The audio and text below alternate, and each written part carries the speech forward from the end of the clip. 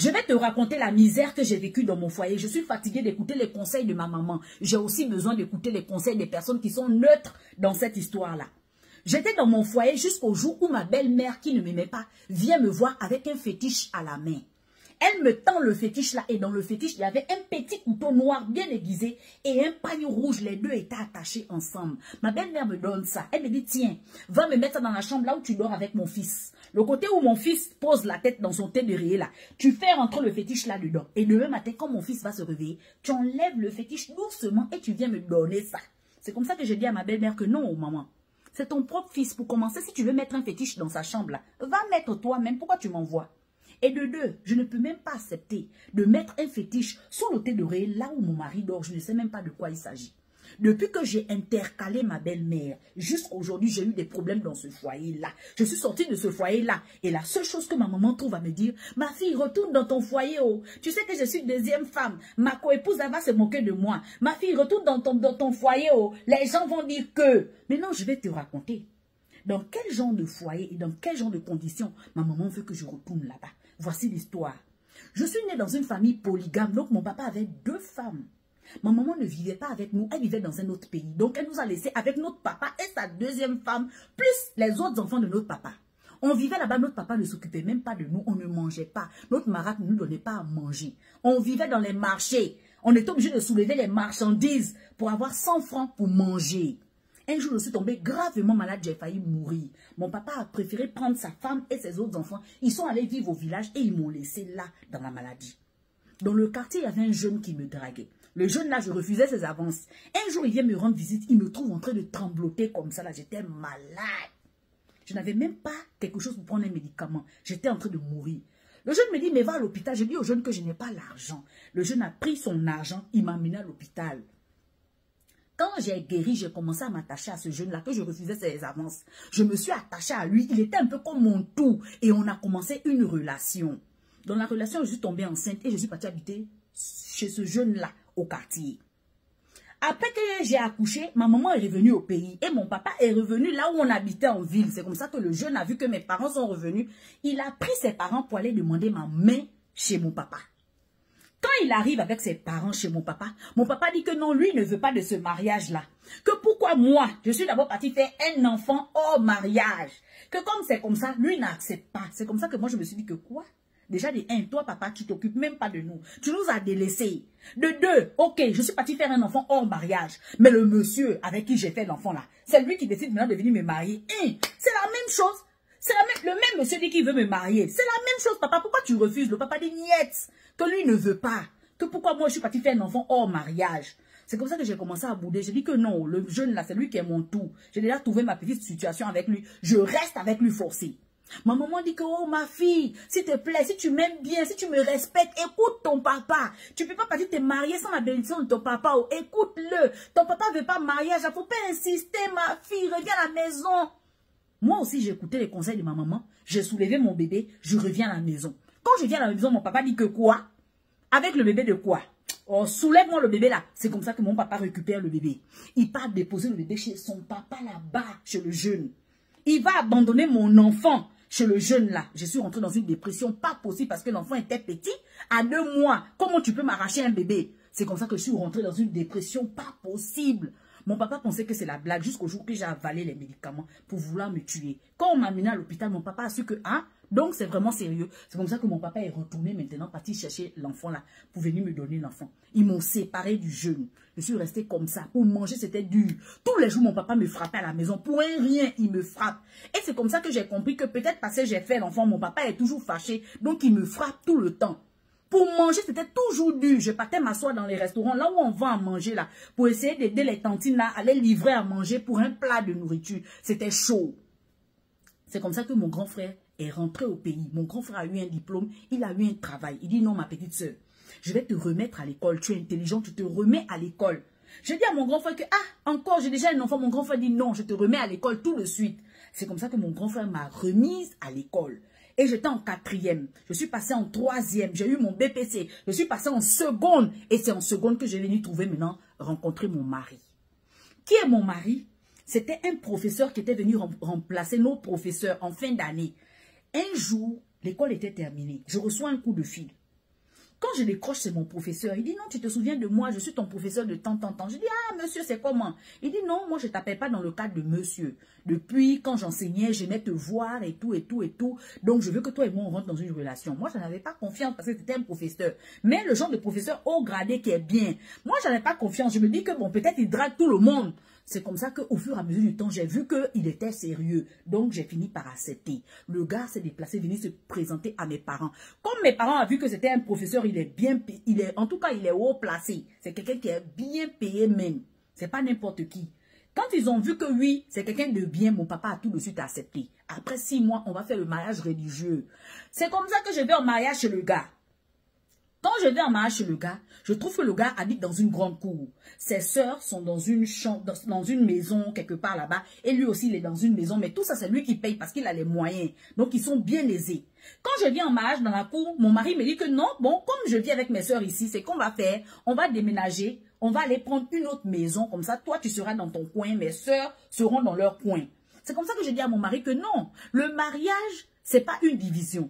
Là, c'est une façon d'amener la division. Je vous ai trouvé, vous étiez bien en harmonie. Si vous tous habitez ensemble. Si tu fais maintenant, je vais habiter dans un coin.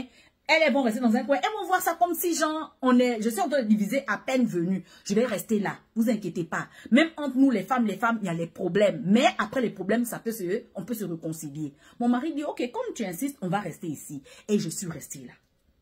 La guerre qui a commencé entre les sœurs de mon mari et moi. Quand je prépare, elles ne mangent pas. C'était chaud jusqu'à le jour maintenant que sa mère, la mère de mon mari, va maintenant venir nous rendre visite. Celle-là, quand elle me regarde, elle dit que non, mon fils, prends une deuxième femme.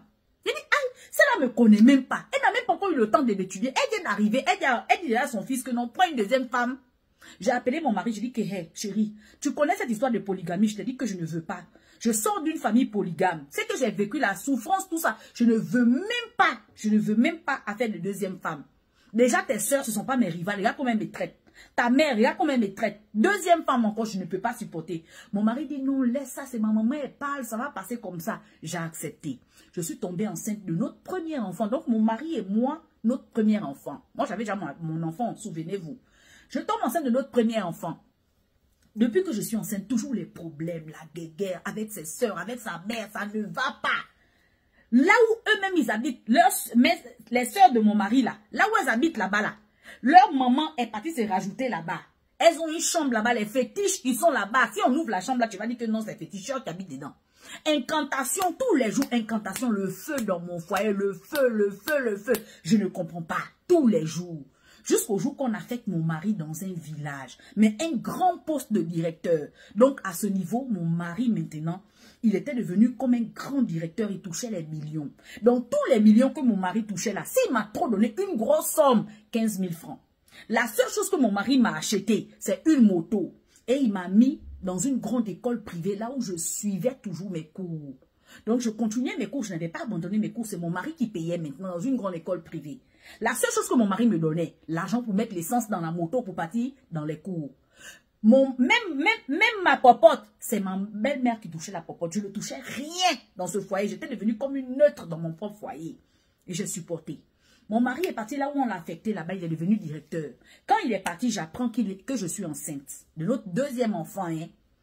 Je suis restée avec ma belle-mère et mes belles-sœurs pendant que mon mari est parti dans le petit village là où on l'a affecté. Le feu que les filles là m'ont montré là-bas tous les jours. Je suis rentrée dans une dépression là où j'ai failli mourir parce que je faisais la dépression avec la grossesse. J'avais les tensions tous les jours, perfusion sur perfusion. C'est comme ça que je décide de quitter là et de suivre maintenant mon mari au village.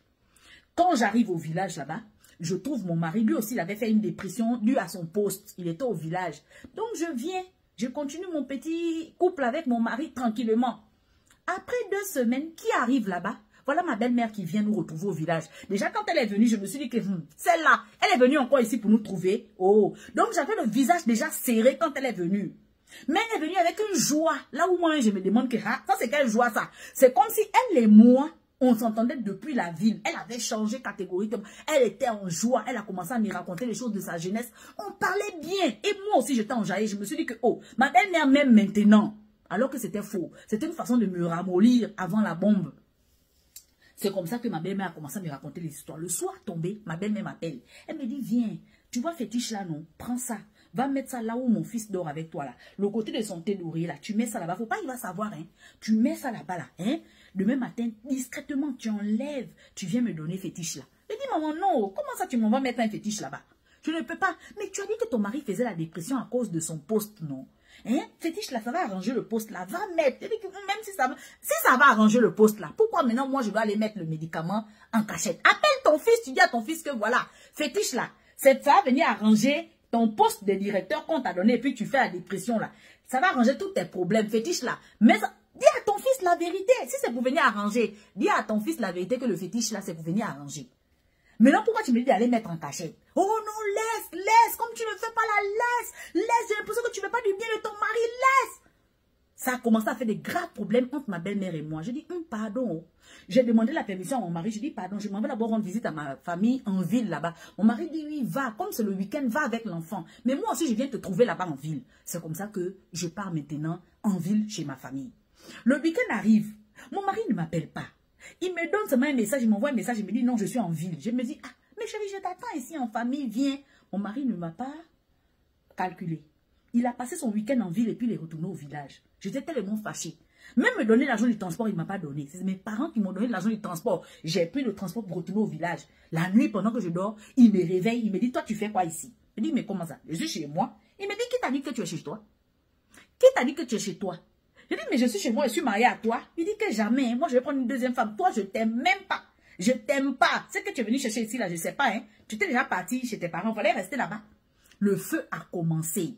Elle avait son bébé à la main. Le feu a commencé. Elle dit que oh, ça c'est trop. Le lendemain, elle a pris ses bagages. Elle est partie en famille. Elle dit, je ne retourne plus là-bas.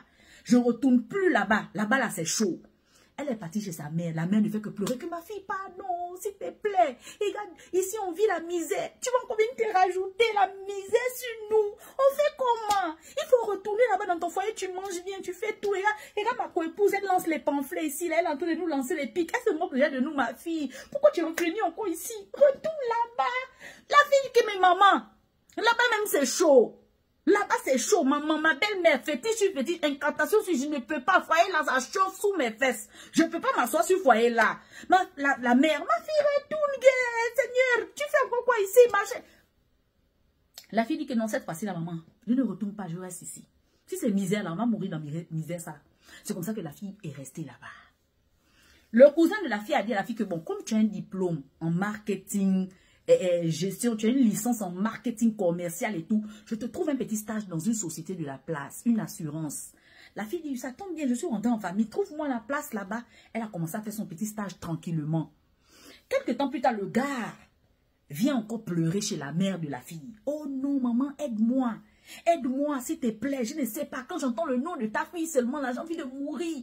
Quand j'entends le nom de ta fille ne m'a rien fait, hein, mais quand j'entends son nom là, Seigneur, c'est comme si je vais me tuer, ça m'énerve, ça me fait tout. Je n'aime pas, mais pourtant je sais qu'elle m'a rien fait, maman. Aide-moi, s'il te plaît. Ce n'est pas simple, maman. Le gars lui-même dans sa propre bouche. Ce n'est pas simple, maman, aide-moi. La mère de la fille a eu encore pitié du gars. La mère de la fille a eu encore pitié du gars. Le gars dit que je vais même venir de la marier à l'état civil cette fois-ci. On va même choisir le pain. S'il te plaît, maman, aide-moi à la reconquérir. La mère dit, ok, il n'y a pas de problème. Comme c'est comme ça, là, je vais parler à ma fille. La fille qui avait déjà eu son petit stage, qui était déjà rentrée en famille, le jour qu'elle rentre du travail, elle voit un cadeau. La mère lui dit que non, voilà le cadeau. Voilà ton mari qui a emmené le cadeau. Elle dit que, mais pourquoi le cadeau? On n'est plus ensemble. La mère dit, faut pas dire que vous n'êtes plus ensemble. Faut pas faire sortir les choses comme ça dans ta bouche. On n'a pas encore refusé le mariage. Hein? C'est juste qu'un petit problème. Ma fille, faut accepter, ma fille. Accepte. Retourne dans ton foyer. Le gars est venu pleurer devant la fille. La mère de la fille a soulevé les bagages de la fille. Pour-t-il redéposer dans le foyer de la fille? Bon. La fille est rentrée encore dans le foyer là. Même pas un mois, la fille retombe encore enceinte du 3e enfant. Et c'est là que le feu va vraiment sortir. Le gars dit qu'il faut quitter de chez moi. Tu es venu encore chez moi pour venir faire quoi? Je suis fatiguée de toi. À chaque fois que tu viens chez moi, je suis fatiguée. Tu viens faire quoi? Et quand tu es encore enceinte? La fille est dans un état choc dans la grossesse là. Une grossesse à haut risque. Parce que la deuxième grossesse, on avait déjà opéré césarienne. Elle encore fait maintenant, elle encore enceinte maintenant encore. Voilà encore gros ventre. À risque encore, la tension, tous les jours, la fille ne fait que penser. Les soeurs du gars ne font qu'insulter la fille là-bas. Tu es venu faire quoi ici? On va prendre une autre femme. La fille est dans le feu. C'est-à-dire que le gars compte les millions. Il est bien payé. La fille, elle n'a même pas. Si c'est trop, 15 000 francs dans tous les millions, le gars peut avoir au moins 4 millions par mois. Elle n'a rien que sa moto. La seule chose que le gars a fait, il a acheté un terrain pour leur première fille là. Il a acheté un terrain pour leur première fille. Et puis il a mis le nom de la maman. Voilà, il a mis le nom de la fille. Genre que, ah, comme tu m'avais fait une première fille là, voilà le terrain que j'ai acheté pour notre première fille. C'est le nom de notre fille est sur le terrain. Mais sous couvert, c'est toi. Comme tu es sa maman là, elle est encore petite. Le terrain c'est pour elle, hein. Mais comme tu es sa maman, elle est encore petite là. Pour l'instant, c'est toi qui peux gérer son terrain. Donc, à part le terrain, la fille n'a rien du gars. Que le feu là-bas. C'est chaud jusqu'à... La fille a dit que non, cette fois-ci, c'est trop. Elle a ramassé encore ses bagages. Elle est retournée encore en famille. Depuis qu'elle est retournée en famille, elle a accouché là-bas. Elle là-bas, là. Elle essaie de faire des formations. Elle essaie de faire un peu des formations, de dire aux gens que voilà, je peux vous former en cuisine et tout. Les gens sont intéressés. Mais quand ils viennent chez elle, ils voient que elle veut faire formation de cuisine là. Mais formation de cuisine là, ça va se passer chez elle. Elle habite dans une cour commune. La co-épouse est là, la mère est là, le père est là, les enfants du père sont là. C'est quelle formation tu vas faire? Elle essaie de vendre les petits jus, les bissapes, les quoi pour s'en sortir, mais rien. Ça veut prendre, ça veut pas prendre. Elle sait plus quoi faire. Elle cherche même du travail. Elle se dit que non, elle veut travailler, elle est battante. Elle se dit qu'elle veut travailler, elle veut tout faire. Mais la mère ne fait que lui dire, retourne dans le foyer là, retourne dans le foyer là, retourne. Les gens vont se moquer de moi, retourne. La fille dit que mon Dieu, j'ai déjà 4 enfants. Le foyer là, je ne respire pas là-bas. Ils ont une chambre là où il y a que les fétiches, les statues. Tu regardes là-bas, tu dis que non, mais on est où là? On est, je t'entends à Jovi ou bien.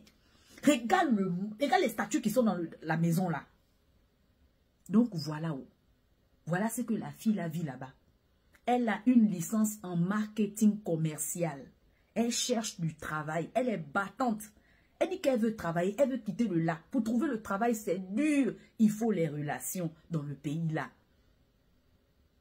Voilà l'histoire de la fille. Donc, si tu peux lui donner un conseil, qu'est-ce qu'elle doit faire? Est-ce qu'elle doit suivre les conseils de sa maman de retourner dans son foyer? Elle doit faire quoi maintenant tout ça? Le 3e enfant, elle a déjà accouché. Elle n'a plus d'enfant. Elle n'a plus d'enfant dans son ventre. Donc, du coup, elle a juste le bébé. Le bébé, là aussi, là, il a grandi. Donc, du coup, voilà ça. Le gars, il revient encore. Oh, j'ai maintenant envie de t'épouser à l'état civil. Donc, voilà l'histoire. Si tu peux lui donner un conseil, qu'est-ce qu'elle doit faire dans tout ça? Parce que l'histoire, là, elle me donne même que mal à la tête. Donc, à part ça, voilà. Je vends les habits, comme d'habitude, c'est les tenues. Ça, là, c'est la coloration, hein. Ça, c'est les tenues, là. Oh, c'est chic. Regarde sur ma page, je vends les habits. Ok, il y a le numéro WhatsApp. Comment faire pour avoir les habits là? Tu me contactes sur WhatsApp. Ok? Et pas sur WhatsApp, sur WhatsApp. Ok? Donc, laisse ton avis en commentaire.